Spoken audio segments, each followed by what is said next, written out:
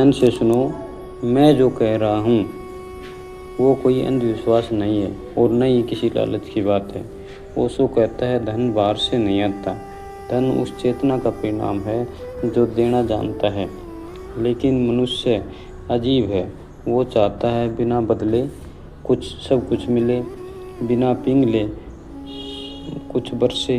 अब पक्षियों की बात समझो। पक्षी इस पृथ्वी के सबसे निर्दोष प्राणी हैं।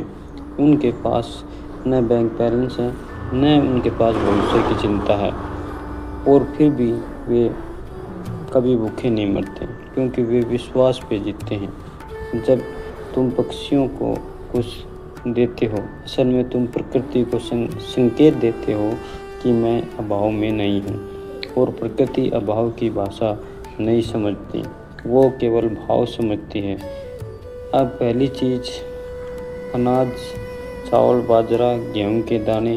जब पक्षियों को अनाज खिलाते हो तो तुम ये घोषणा करते हो कि मेरे पास देने को है। ध्यान रखना, जो ये भाव लेता है, जो ये मान लेता है कि उसके पास है, उसके पास और आने लगता है। ये जादू नहीं है, ये मनोवैज्ञानिक भी नहीं है, ये अस्तित्व का नियम है। ओशो कहता है कि जो स्वयं को खाली मानता है वह खाली ही रह जाता है, और जो स्वयं को बहता हुआ मानता है वह नदी बन जाता है। दूसरी चीज़, पानी। मिट्टी के बर्तन में पानी केवल प्यास नहीं बुझाता, पानी समृद्धि रखता है। जब तुम गर्मी में या सर्दी में किसी भी मौसम में पक्षियों के लिए पानी रखते हो तो तुम ये कहते हो किसी की ज़रूरत देख सकता हूँ, और जो ज़रूरत देख सकता है उसे जीवन कभी खाली हाथ नहीं रखता।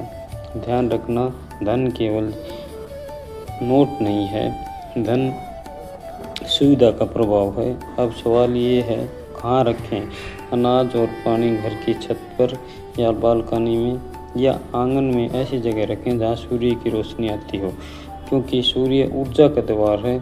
और कभी इन्हें छुपाकर ना रखें। दान छुपाकर किया जाए तो ऊर्जा रुक जाती है। ओशो कहता है जो खुले में देता है वो खुले में ही पाता है। लेकिन सुनो, तुम ये सोचकर करोगे कि मुझे पैसा चाहिए तो कुछ नहीं होगा, और तुम अगर यह भाव रखोगे कि मैं जीवन के साथ बांट रहा हूँ तो धन तुम्हें ढूंढ लेगा। एक दिन तुम देखोगे पैसा आ रहा है, मौके आ रहे हैं, रास्ते खुल रहे हैं। तब तुम सोचोगे सब कैसे हुआ? ओशो मुस्कुरा कर कहेगा, जब तुम पक्षियों को दाना डालते थे तब अपने भीतर गरीबी को छोड़ रहे थे। और याद रखना, पक्षियों का तो बहाना था, तुम अपनी चेतना को खिला रहे थे।